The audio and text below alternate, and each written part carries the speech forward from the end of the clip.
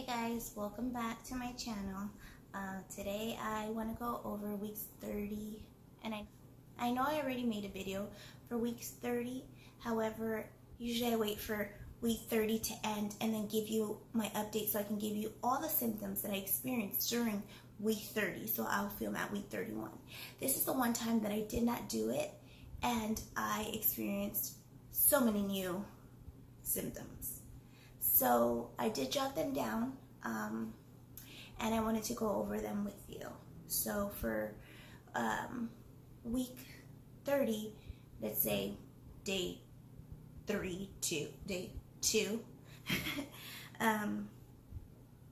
I started feeling a little dizzy while I was standing, so I would sit. But then I started feeling dizzy when I was sitting.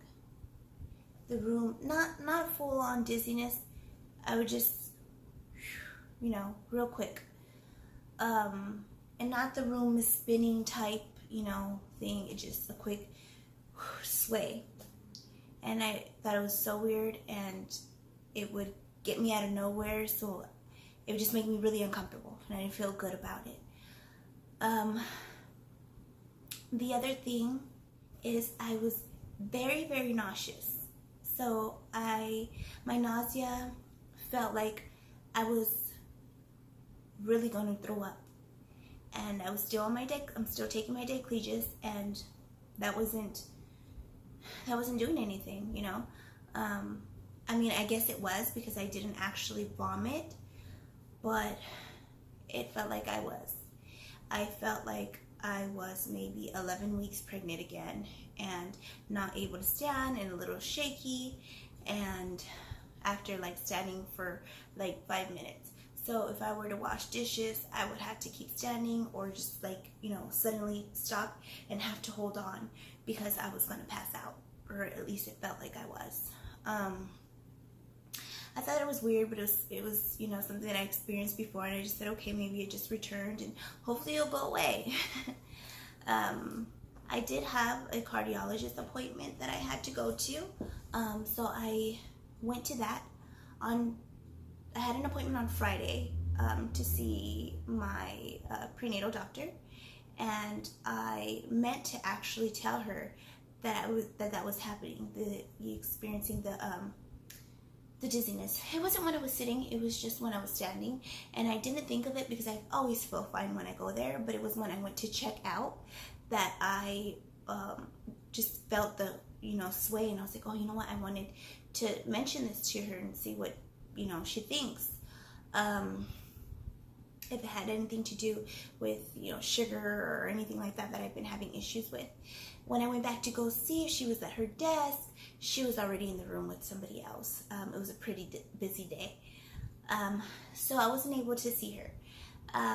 So on Monday, that was Friday. On Monday, I had a cardiologist appointment, and I went to that. She explained to me that, although I do have a large amount of blood volume in me, I do have the rapid heartbeat because my heart is having to, pump so much blood. But at the same time, she believes that I'm getting low blood pressure, and that's why I'm feeling the way I was feeling. So I found it weird. What she did explain to me and did mention to me that it was new, was that at the hospital when I go into labor, and she's going to add it on the notes for my doctor, that she said she recommends that they have IV fluids for low blood sugar, for low blood sugar, which I did have low blood sugar and had to have a couple IVs during my last labor. So that's not, I didn't know I was dehydrated, but it did come out as I was dehydrated, so they gave me that. So she said this is something that I'll probably be experiencing again, plus the sugar. So they're going to make sure that they have extra IVs. Fun! That worried me a little because I know that people that have high blood pressure, have to deal with preeclampsia and things like that. And so if you have low blood pressure, I wasn't sure what exactly you would have to look out for. So that was one of the things that she said, that just make sure that I have IV fluids there for me. Other than that, I don't know. So if you had your doctor, because she's a cardiologist, so she wouldn't really be able to tell me in the place of labor what they would do. So if you've had any recommendations, anything that you've heard from your doctor, or people who have this issue, please comment below and let me know. I would love to get more information, because online I don't really find too much. So after seeing my cardiologist, she did suggest that I contact my OB and ask her if there's anything that she recommends I do, since the whole watering down my Gatorade or drinking Gatorade is making me kind of nauseous or get that sugar rush. But it's also something that the cardiologist recommend that I drink to help me as far as the issues that I'm having on that end. So she had me ask my OB, which is why I called. But when I called to ask a nurse or the OB, or have them, relay the information and have her contact me, they did not want to give me any information over the phone. They wanted me to go ahead and speak to her, because they were considering what was going on with me as having dizzy spells. I don't really know what a dizzy spell is, but I wouldn't call what I was having a dizzy spell. But I mean, it just didn't seem that serious as what it sounds, I guess. So I'm not sure. But they wouldn't answer anything at all. And they do answer questions over the phone. So they had me go in. So I went in. So again, I was there on Friday, and what the doctor had recommended was, have almonds, which I already, had, eat some any peanuts, try eating this versus this, or this when you feel like this. And those were things that I was already doing. But on top of that, I did need to ask her what my cardiologist wanted me to ask. And that's the reason I was calling. It wasn't so much about the dizzy spells, but they did relate. So I had to go in. And I waited forever. So I went in, I waited forever, and then my OB was just like, they made you come in for that. But I guess it's a good thing that I went in, because they forgot to do my blood work for week 28, since I had rescheduled that appointment while I was in San Diego, and I came in at week 30 instead. I'm guessing they just assumed that, it was already done, since week 30 was when my next appointment would be. So during this visit, I went ahead and did that. I did have a scare where they said that I didn't pass my glucose. And I was like, wait, no, I was told I passed. But the nurse just had my results were the same. But in her mind, she was thinking different numbers. And I'm thinking that she was thinking the numbers for a 1 hour versus a 3 hour, which is what I had taken and what she was seeing on the chart. So my OB did go ahead and look at it again and make sure, and yeah, I passed. I barely passed, but I passed. So, but regardless, I'm not eating too much sweets, but I am eating sweets because I can.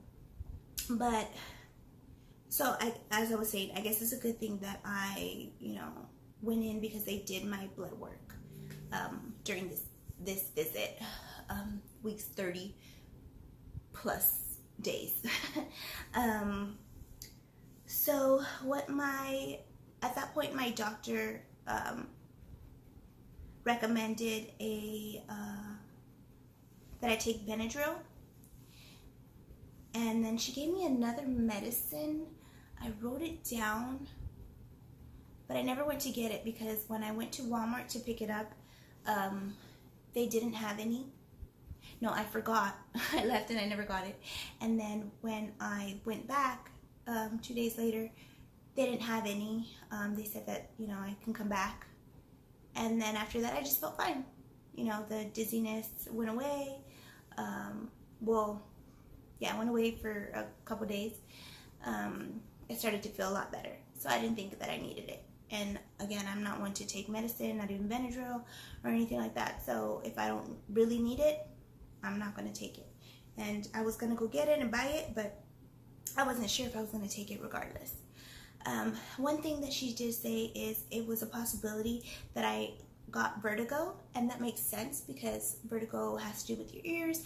I was on an airplane and I was addicted to ice that week, so it could have been like from the chewing making it worse, because I couldn't find crushed ice. I was eating, you know, big pieces of ice, and just, because what better way? I didn't want to suck it in and make it this small. I wanted to just put it in my mouth and so one of those things or both, could have did that. But I don't want to make this video any longer than I need to, since I already have a week 30 video. I just wanted to make sure that I incorporated this information for anybody else who may have been experiencing this at weeks 30 or 31 or 28 or anything close to, or at any weeks, because these are things that you can experience at any week.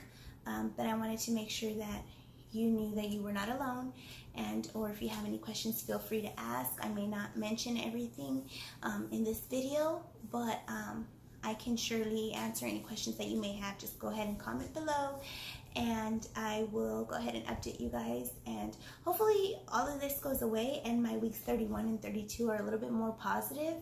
But a pregnancy is unexpected and a roller coaster, so I'm ready if you're ready to go on this roller coaster with me, and I will see you next week. Have a good day.